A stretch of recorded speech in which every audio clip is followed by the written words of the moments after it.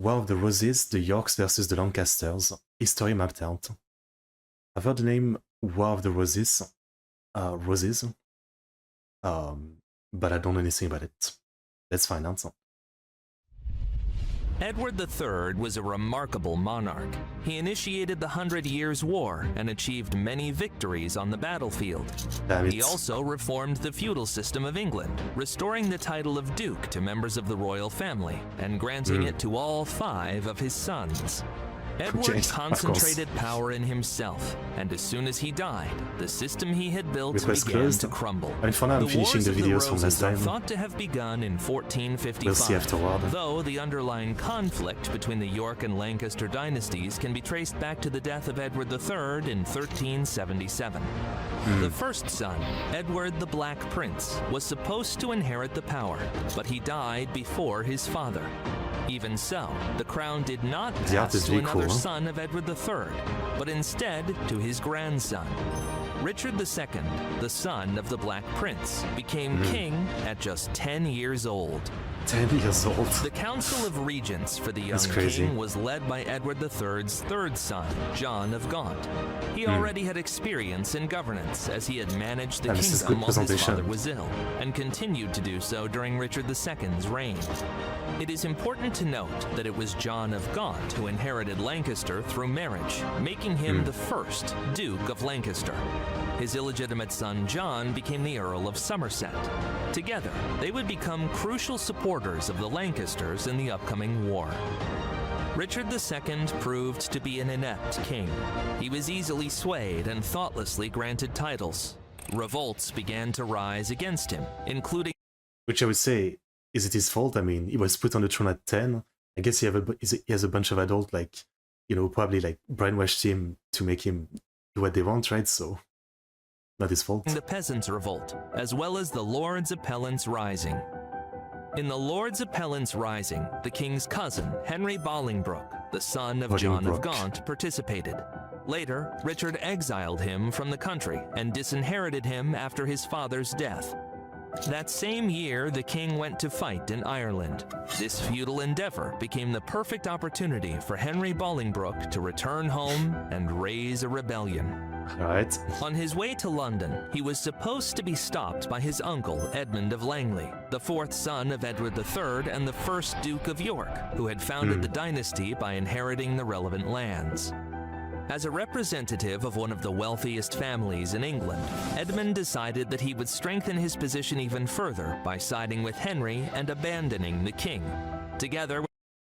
Is he saying this is all happening like at the time of the 100-Year War? So while the war with France was going on, they were doing all this madness inside of England? With his son Edward of Norwich, who commanded Richard's forces, they avoided battle and switched allegiance to Bolingbroke. The Yorks and Lancasters united as the most powerful dynasties in England, and for the first time, the throne was held by a Lancaster, Henry IV. His first order was to imprison the old king, where he is believed to have died, starved to death. Naturally, in the eyes of some English lords, Henry appeared to be a common usurper. In the very first year of his reign, a group of 4 earls conspired to kill the king at a tournament and restore the then still living Richard II to the throne. Henry was saved by his cousin, Edward of Norwich, who initially participated in the conspiracy, but later revealed the names of all the traitors. That same year, the Welsh, led by Owen Glendower, revolted against the English. His story is always better than even Game of Thrones. For 15 years and was only suppressed by the next king and son of the previous one, Henry V. With a numerical advantage and by reconciling with some Welsh lords, he regained control of Wales. Nonetheless, by using French support for the Welsh rebels as a pretext, he reignited the 100 Years' War. Yes, Lords also conspired against kind Henry of opposed, V, I guess. planning to... I guess it makes sense because even though I've still only seen like a portion of stuff about the 100 Years' War, like it's not like they were fighting like 24/7, right? There was sometimes probably years where like, you know, there was no actual battle, though the war was still, you know, declared and ongoing. So I guess they had time to fight amongst themselves before going to France again. To kill the king on his way to France That makes and sense. place Edmund Mortimer, another descendant of Edward III but through his mother's line, on the throne. The conspiracy was uncovered in Southampton. The conspirators, including Richard Cambridge, the younger brother of the Duke of York, Edward of Norwich, were sentenced to death. Meanwhile, Henry V was achieving victories in the 100 Years' War. He quickly defeated the French and captured Paris. According to the peace treaty, Henry was to inherit the French crown from King Charles VII the Mad. To secure this, he married his daughter, Catherine of Valois. This played a cruel trick on the Lancasters, as Henry's son, the future King Henry VI, inherited madness from his French grandfather. There was another grim piece of news for the Lancasters. Edward of Norwich, who died childless at the Battle of Agincourt, left the title of... Okay, so this is around the Battle of Agincourt, yeah? Which we watched a video a couple days ago about that battle. Okay. I'm back in the timeline, yeah. Duke of York to his nephew Richard, the son of the very Earl of Cambridge whom the king had recently executed. Richard York acquired significant holdings. In addition to his inheritance from his father's line, he also inherited the Mortimer estates from his mother, along with the rights to the throne, as two of his ancestors were sons of King Edward III. Becoming the richest and one of the most influential lords in England, Richard lacked only the authority of a military leader. As he grew up, he began to earn his reputation, and quite successfully. Starting in 1436, Richard took command of English forces in France. Henry VI of the Lancaster dynasty became king when he was less than a year old. Thus, a regency council ruled in his place during his early years, with its members constantly squabbling. When Henry VI very chaotic time just after chaotic 100 years. Grew up, he never became a strong monarch and married the influential Margaret of Anjou. The queen effectively took control of the governance. She faced two main problems. First, she was French, and the English were still engaged in the That's the problem, I mean. I struggle with that every day. I can relate. 100 Years' War with France. Second, her power relied on William de la Pole, Duke of Suffolk, and Edmund Beaufort, Duke of Somerset, men loyal to the Queen but inept military leaders. At the end of 1446, Edmund Beaufort displaced Richard York from his position and immediately suffered several defeats, significantly reducing English holdings on the continent. Meanwhile, Richard, who was popular among the soldiers, was sent to oversee yet another conquest in Ireland, which was effectively... Bro, they're always reconquering Ireland. This is like the third time since the beginning. So like they conquer it, then they lose it, then they conquer it again. Oh, Game of Thrones was inspired by this. I literally said earlier that this is crazier than Game of Thrones, with how many rivaling faction there is. An honorable exile for him. Naturally, neither Margaret nor her favorites won the affection of the English. They were accused of betraying England and intentionally suffering defeats for the benefit of France. Internal problems also mounted. Officials borrowed so aggressively in the name of the feeble king that by 1450, the English crown's debt was 12 times the annual budget. High taxes and widespread corruption further diminished the popularity of the royal authority. That is where I've heard the name then. I said last time I had heard the name War of the Roses, so maybe it's from that. War of the Lions, yeah. Maybe it's from that. Began to escalate when the Queen's favorite, William de la Pole, was captured at sea on his way to France and killed. That summer, a rebellion led by Jack Cade erupted in southern England. The rebels demanded the removal of the Queen from power, the return of the Duke of York to command the army, and punishment for the incompetent commanders responsible for their defeats in France. By September 1450, Richard York had returned to England and settled with his troops in the vicinity of London. At the same time, Edmund Beaufort lost Normandy after the Battle of Formigny. The outrage over his defeat was so strong that when he returned to England, he was forced to hide in the Tower from an angry mob that, as always, I live in Normandy, so let's go.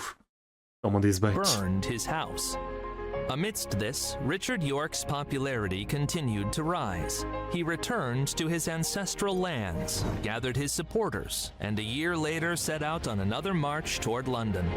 This turned out to be a mistake, as Lancaster supporters also gathered forces outside the city walls. Instead of successfully seizing the capital, Richard had to swear allegiance to the king. Okay. In 1453, following news of a defeat in France, Henry VI's illness worsened. Richard York, a favorite among the soldiers, was appointed Lord Protector. Taking advantage of his new power, he imprisoned Edmund Beaufort, removed unpopular officials, and finally paid the long overdue wages to the soldiers stationed in Calais. For this, though, he had to borrow So, looking at the map, all they have left in France is one tree in Calais. That's what the map is showing. They only have one tree left. Money in his own name. Overall, the Yorks would have a particular history with deaths throughout this conflict. It is important to note the significant changes occurring in England during these years. Ordinary English people were dissatisfied with the defeats in France. In contrast, the great feudal lords significantly expanded their armies. While armies had previously consisted solely of knights who pledged allegiance and typically numbered in the hundreds, now mercenaries who had fought in France for generations were returning. Unwilling to return to peaceful life, they were hiring themselves out to the lords.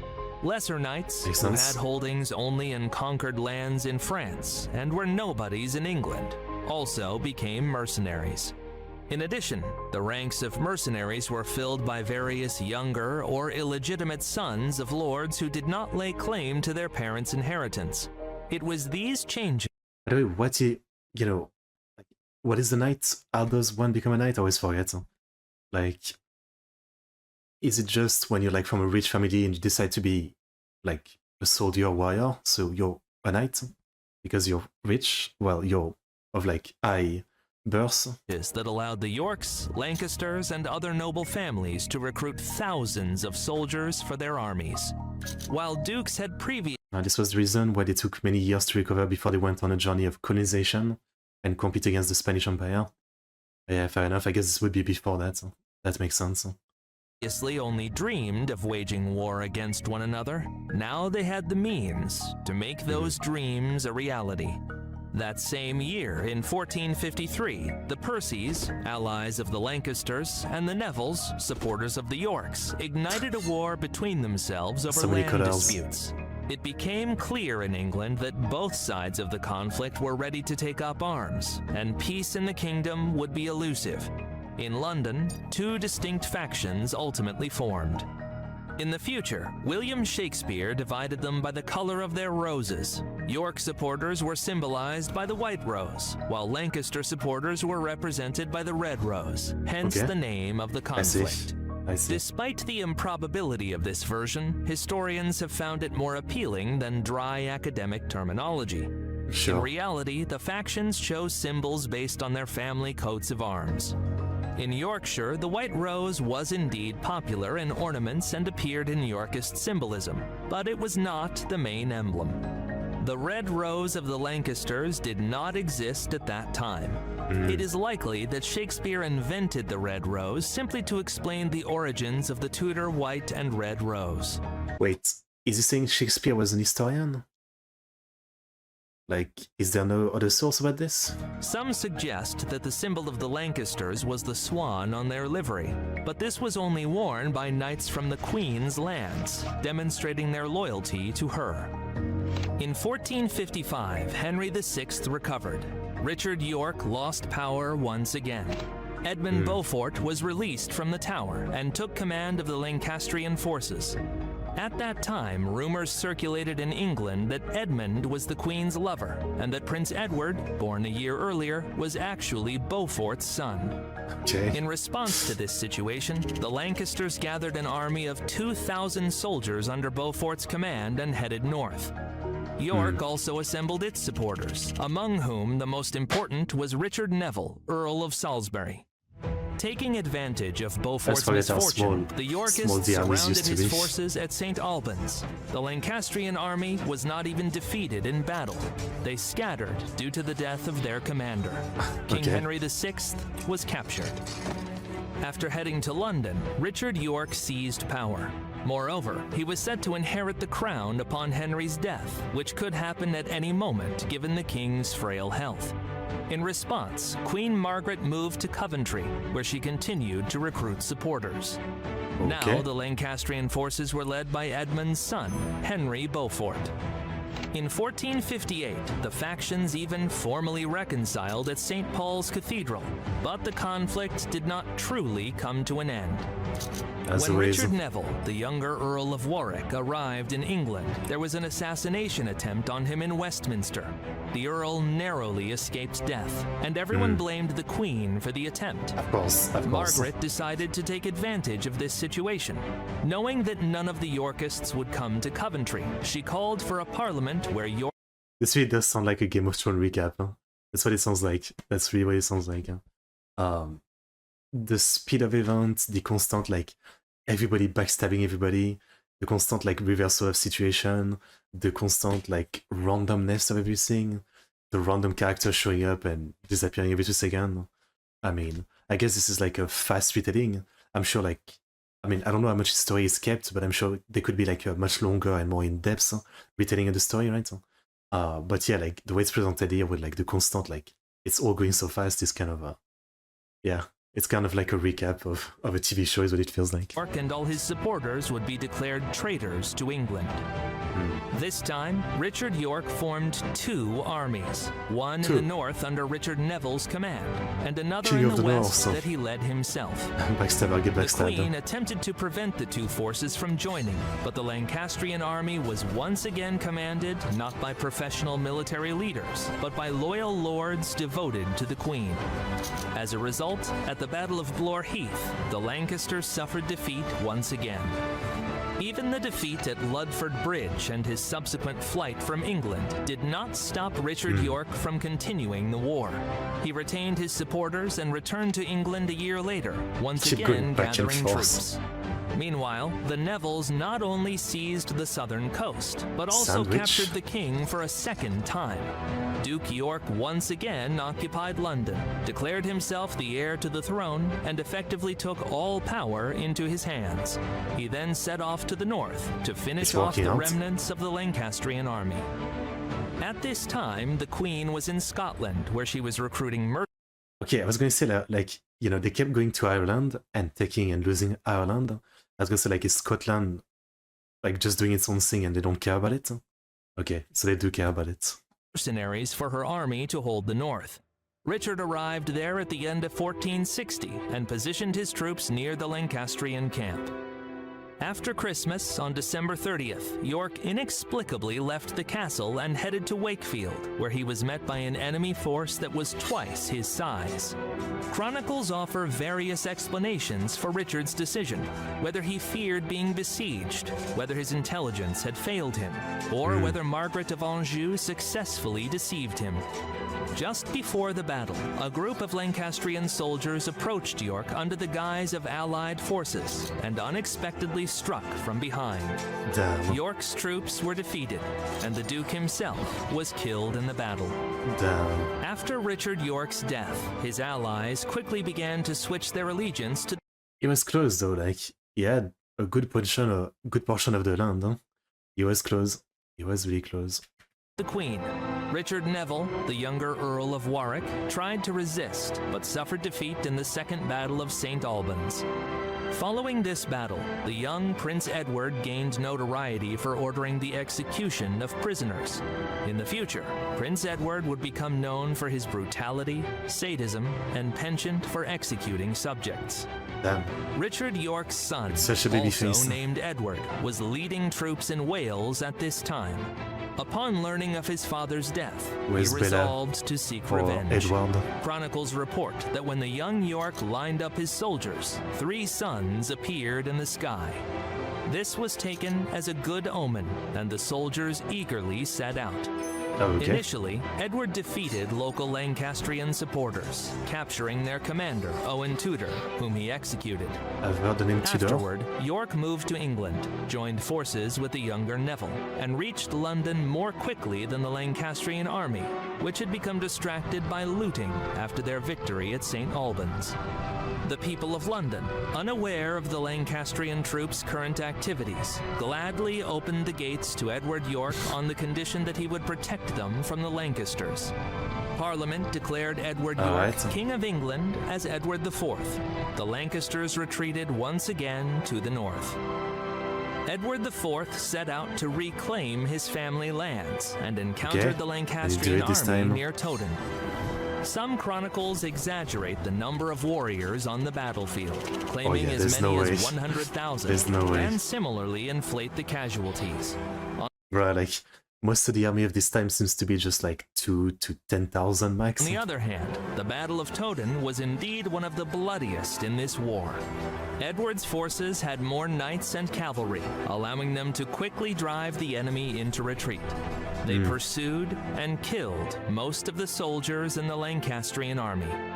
Queen Margaret and her son fled England. Henry VI hid in monasteries for a time, but he was eventually captured and imprisoned in the Tower. In England, aside from a few minor Lancastrian uprisings, during which Henry Beaufort was killed, peace reigned for decades. This tranquility was disrupted by the Earl of Warwick. During Edward IV's reign, Warwick became the wealthiest and most influential lord, holding numerous positions, and arranged marriages between his daughters and the king's younger brothers, George, Duke of Clarence, and Richard, Duke of Gloucester. I see they still have that one tree on Calais. I see they haven't changed that. And the army was not a thing yet. The Earl of Warwick was deeply disappointed with the king when Edward IV secretly married Elizabeth Woodville. As the king stopped heeding Warwick's advice on foreign policy, serious disputes arose between them. When Edward refused to marry his brother to Warwick's daughter, the Earl raised a rebellion, defeated the king, and imprisoned him. Eventually, Warwick reconciled with the king, but only to flee England a year later and forge an alliance with Margaret of Anjou, along with Warwick. She went back to France. So maybe they were right then? Like, were they right about her or not? Was she actually, like, you know, helping all the chaos in England because it would help France? Or was it just that they believed that? And so she got mad and went back to France? The king's brother George also went to France. The conspirators, supported by the French, landed in England and surrounded the Yorkist forces. Edward IV fled the country. Henry VI was freed from the Tower and was proclaimed king again, while real power was seized by the Earl of Warwick. For these actions, his contemporaries dubbed him the Kingmaker. A year later, Edward IV, with the help of the Burgundians, returned to his homeland. In the Battle of Barnet, he defeated Warwick and set out to pursue... Man, I feel like, you know, like, how is any of those people even motivated? I'm just saying, like, can you imagine? Like, at this point, even if you manage to win, like, you would know from everything that happened before that, you know, there's probably going to be so much rebellion, there's going to be people trying to backstab you, and it's very likely that, you know, things are not going to work out. Like, if I was one of those lords at the time, I would just go in my corner and just leave me alone. Because, seriously, like, how does any of them really think that once they actually win something, they're gonna keep it for long? It's like every 2 seconds, everything is reversed. Like, you'd think they would just stop, like, just, like, rule over your little side of the country and just, like, fuck off on all this madness. How does any of them believe they can actually make this work out when it's constantly being reversed? Your enemies beat you, join your side under their rules you don't like. Sue Edmund Beaufort, the younger, who was with Queen Margaret and Prince Edward. Like, he hasn't really explained the timeline fully, but I assume this is all under a couple years. Or a couple decades max.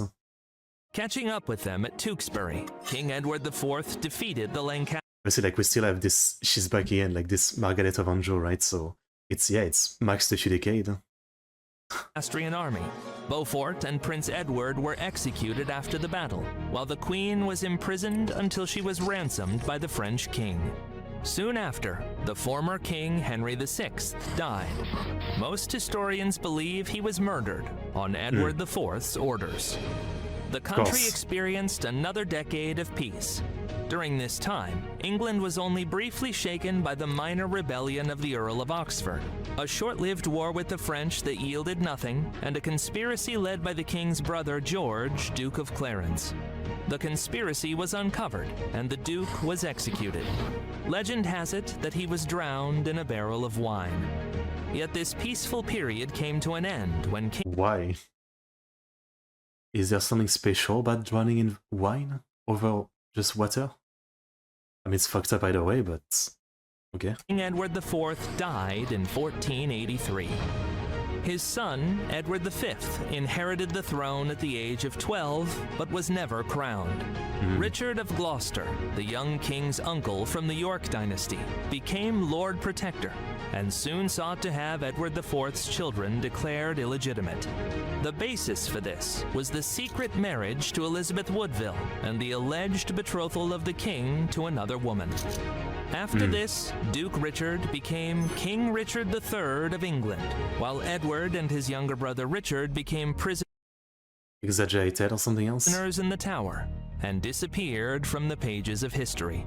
Okay. The fate of the princes remains unknown. The question became politicized as, if Richard III killed them, he would be seen as a cruel ruler who usurped the crown from his nephew, making Henry Tudor's actions a justified punishment for a tyrant.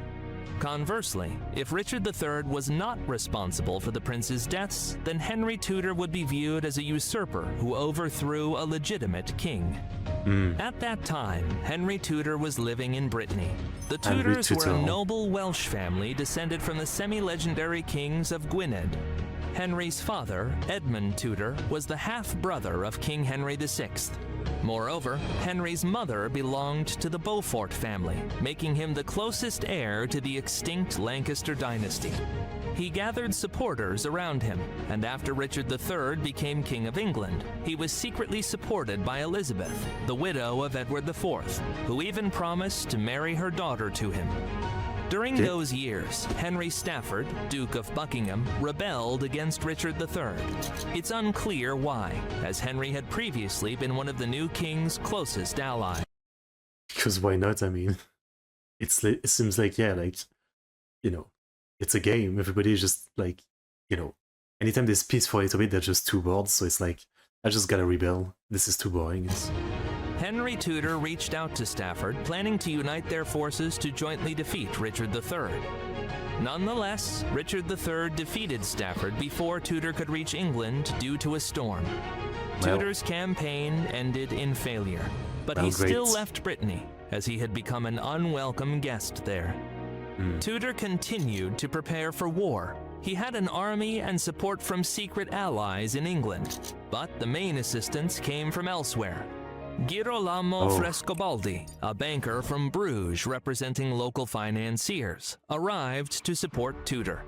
The issue was that the Yorks had accumulated a lot of debt during the wars. They owed the Medici Bank, which had just relocated from London to Bruges, 50,000 florins. Richard III had no intention of repaying these debts, as he was king and felt untouchable by mere bankers. Therefore, Frescobaldi financed Tudor to help him overthrow the king debtor. With the funds he received, Henry strengthened his army with 2,000 French mercenaries and acquired the technological novelty of the time: firearms. In 1485, he set sail for England with an army of 5,000 soldiers. Oh, I really went around. Tudor's forces landed in Pembrokeshire, where they were immediately bolstered by units of Welshmen, who felt closer to the Tudors than to the Yorks. After securing Wales, Henry marched into England, where many minor lords began to... Again, this map really makes me want to play some Mountain Blade. I'm sure there must be like a mod for this, probably, right? Yeah. Mountain Blade, War of the Roses or something. Effect to his side. At this time, Richard III was gathering forces in Leicester. To secure the loyalty of his vassals, he began taking their sons as hostages. This practice was old, but had become unpopular in those years. Not I mean, was it ever popular? Like, I'm sure no one was happy about it, but that's the point. You're not happy about it, but you can't do anything, or they kill your family. long before Richard III's wife had died. Rumors quickly spread that Richard York had poisoned her to free himself for marriage to his niece Elizabeth. The longer Henry stayed in England, the fewer chances Richard had for victory. Thus, he decided to confront Tudor. The armies met on Bosworth Field.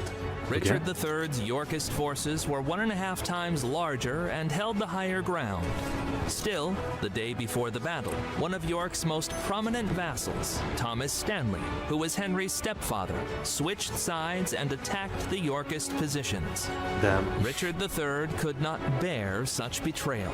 He gathered a small group of loyal knights and charged into battle, aiming to kill Henry. He almost succeeded. Tudor's entourage was decimated, and only reinforcements saved Henry. Richard III was surrounded and fell, becoming the last king of England to die on the battlefield. Henry Tudor was proclaimed... I mean, respect, I guess. I do find that kind of crazy, thinking back on some of this time where like the king himself would be like on the battlefield and fight himself, yeah. It's a different level. ...to the new king, Henry VII. The Wars of the Roses came to an end, and barring some Yorkist uprisings, the Tudors brought peace to England. Oh, yeah. So that's probably where I've heard the name Tudors. They probably ruled the place for a while. Wasn't there a TV show about them? This conflict became a pivotal event in English history. Medieval England, which entered the war with lords and knights, emerged with cannons and mercenaries. The war dealt a severe blow to feudal families. Some simply vanished from history, while others weakened to the point of losing any political power. Instead, the new elite comprised merchants, bankers, craftsmen, and other townsfolk. As a result of the war, not only did the dynasty on the throne change, an entire era transformed. Okay, I mean, pretty great video. Again, I'm sure there's probably like, you know, a lot more to all this, a lot more like in-depth to learn about all this. This is clearly like a super fast, you know, crazy speed recap of what happens, which is almost like hard to follow, right? Because every 2 seconds, like every character is dead, and then there's someone new that's backstabbing someone, and then someone new and again, right? So it's like so non-stop and so kind of insane. But it's very interesting, yeah. I guess so. This is the inspiration for Game of Thrones. It makes total sense, you know. The more I've learned about this story, the more, you know, I realize that saying about the fact that, you know, like often history feels so crazy and bullshit that if it was like in an actual like historical show or something, people would not believe it, right? Because it's like so just insane. Yeah, that's what I can say. Okay. History mapped out. I mean, this seems like a good channel. I'm not quite sure if they were using AI for some stuff. I think they might have been, to be honest. But this is a case where it didn't feel that disgusting. I don't know. Like, presentation was good, right? Very long to watch, yeah. Fair enough. But now I'm kind of interested, so, you know, I don't know if there's like any long series about it, but I might watch that on my own. Like some long history series about the War of the Roses. Yeah. Okay.